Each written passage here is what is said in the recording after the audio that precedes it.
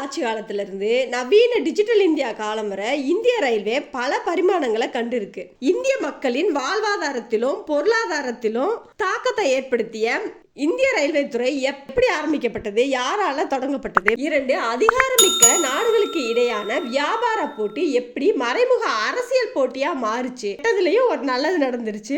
அப்படிதான் இந்திய ரயில்வே உருவாகுது. இந்திய ரயில்வேவின் வரலாற்றை தான் பார்க்க போறோம். வணக்கம், இது விட்னஸ் ஹிஸ்டரி. நான் அருணா. தினமும் 14,000க்கு அதிகமான ரயில்கள் இயக்கப்படுது. இதுல தினசரி 2.5 கோடி மக்கள் பயணிக்கிறாங்க. ஆண்டுக்கு 500 கோடி மக்கள் பயணிக்கிறாங்க. ஒவ்வொரு ஆண்டும் 35,000 கோடி டன் சரக்கு கையாளப்படுது. மொத்த டிராக் நீளம் 67,956 கிலோமீட்டரா இருக்குது.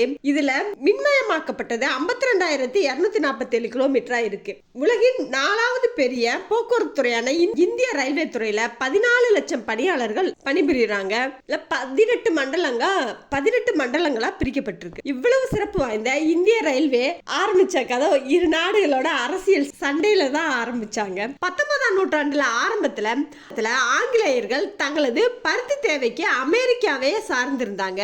அமெரிக்கர்கள் ஆங்கிலேயர்களின் பருத்தி தேவையை பூர்த்தி செய்ய முடியல. செயற்கையான பருத்தி பற்றாக்குறையை உருவாக்குனாங்க.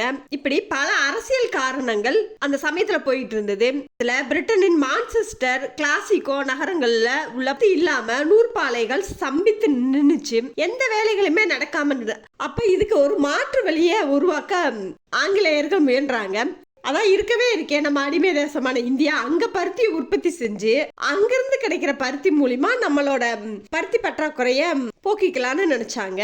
பருத்தியை பயிரிட சொல்லி விவசாயிகளை வற்புறுத்தினாங்க. விவசாயிகளை கொடுமைப்படுத்தி விளைவிச்ச பருத்திய அவங்களால வேகமா துறைமுகங்களுக்கு கொண்டு போக முடியல.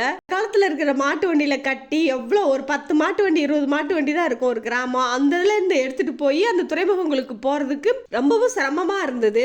ரொம்ப கடினமான காரியமா இருந்தது. அந்த இதுல இடையில திருட்டு சம்பவங்கள்லாம் வேற நடந்தது.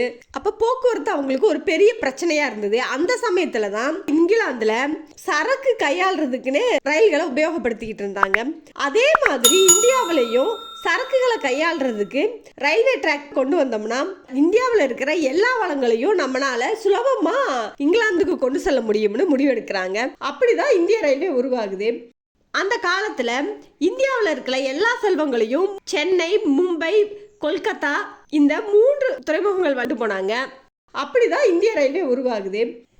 இந்தியாவில் 1832ஆம் ஆண்டு கிழக்கிந்திய கம்பெனி மெட்ராஸ் பிரிவில் ரயில் நிறுவனம் ஆரம்பிக்கும் திட்டத்தை இங்கிலாந்து நாடாளுமன்றத்தில் சமர்ப்பிச்சாங்க. ஆனால் அந்த திட்டம் பரிசீலிக்கப்படவே இல்லை. இப்படியான சூழ்நிலையில் 1835ஆம் ஆண்டு ஆர்தர் காட்டன் சிந்தாரிப்பேட்டையிலிருந்து ரெட் ஹில்ஸ் வரைக்கும் ஒரு ரயில் திட்டத்தை தொடங்குறாரு. 1835ஆம் ஆண்டு ஆரம்பிக்கப்பட்டு 1837ஆம் ஆண்டு முடிக்கப்பட்டுச்சு. இந்த பாதையில கிரேனைட் கற்களையும் கட்டுமான பொருட்களையும் எடுத்துட்டு போற ஒரு சரக்கு ரயில்வேவா இருந்தது. இந்தியாவின் முதல் ரயில் தடம் சிந்தாரிப்பேட்டையிலிருந்து ரெட் ஹில்ஸ் வரைக்கும் ஆரம்பிச்சுது. நீண்ட காலம் எந்த முன்னேற்றமும் இல்லாம இருந்துச்சு. கிழக்கிந்திய கம்பெனியின் தொடர் வற்புறுத்தலுக்கு பிறகு 1844ஆம் ஆண்டு இந்தியாவின் கவர்னர் ஜெனரலா இருந்த லார்ட் ஹார்டிங்கல் ரயில்வே அமைப்பை நிறுவ தனியார் தொழில் முனைவோருக்கு அனுமதி கொடுக்கிறாரு. அதனால 1844ஆம் ஆண்டு கிழக்கிந்திய இந்திய ரயில் நிறுவனம் உருவாக்கப்பட்டுச்சு.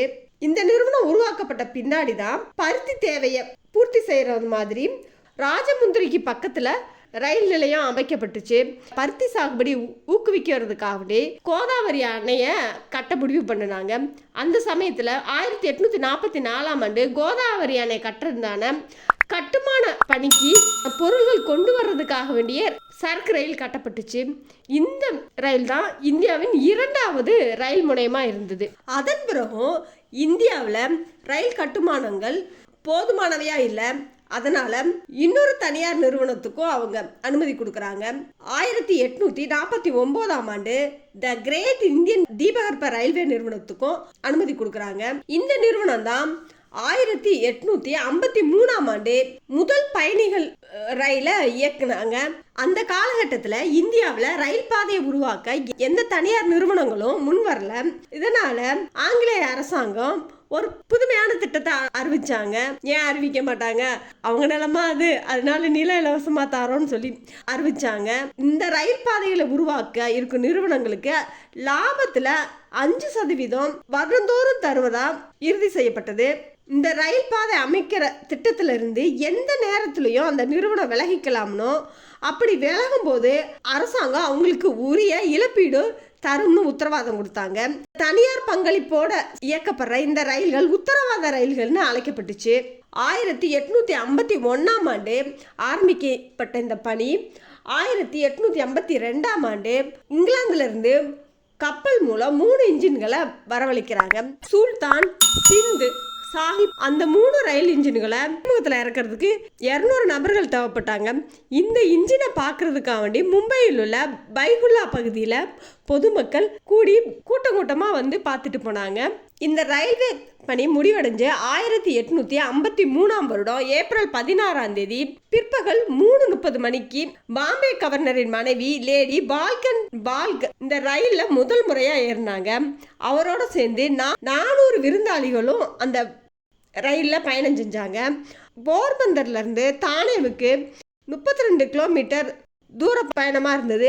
32 கிலோமீட்டர் தூரத்தை 57 நிமிடத்துல கடந்துச்சு. இப்படி இந்தியாவின் சரித்திர முக்கியத்துவம் வாய்ந்த முதல் பயணிகள் ரயில் உருவாச்சு. இந்த முதல் பயணிகள் ரயில் பம்பாய் கவர்னர் டல்ஹசி பிரபுவால் நாட்டுக்கு அர்ப்பணிக்கப்பட்டது.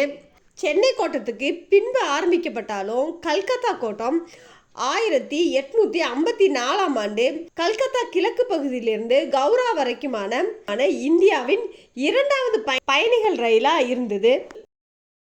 முதல் ரயில் பாதை அமைக்கப்பட்ட தென்னிந்தியாவின் சென்னை பிரிவில் 1852ஆவது ஆண்டு தான் மெட்ராஸ் கோஆர்டினேட்டர் ரயில் கம்பெனி உருவாக்குறாங்க.